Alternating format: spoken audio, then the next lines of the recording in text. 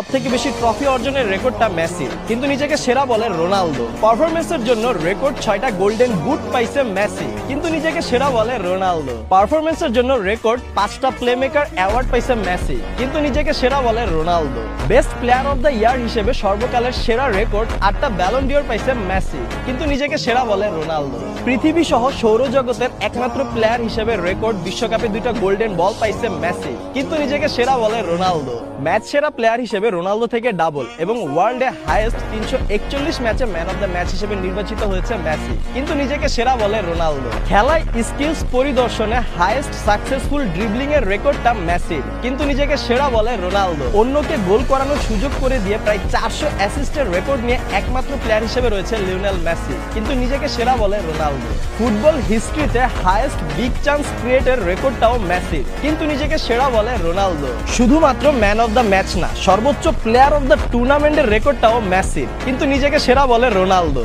ডিবক্সের বাইর থেকে সর্বোচ্চ গোল করার রেকর্ডটাও মেসির, কিন্তু নিজেকে সেরা বলে রোনালদো। বিশ্বকাপের পর গত 3 বছরে মেসির পেনাল্টি গোল 3টা, কিন্তু রোনালদোর 70+। এছাড়াও সর্বোচ্চ পেনাল্টিতে গোল দেওয়ার প্লেয়ারও রোনালদো এবং সর্বোচ্চ পেনাল্টি মিস করা প্লেয়ারও রোনালদো, তাই হয়তো রোনালদো নিজেকে সেরা বলে। না, মেসি থেকে রোনালদোর 60টা গোল বেশি, তাই রোনালদো নিজেকে সেরা বলে। কিন্তু মেসি থেকে রোনালদো 160টা ম্যাচ বেশি খেলছে, সেটা ভুলে গেছে।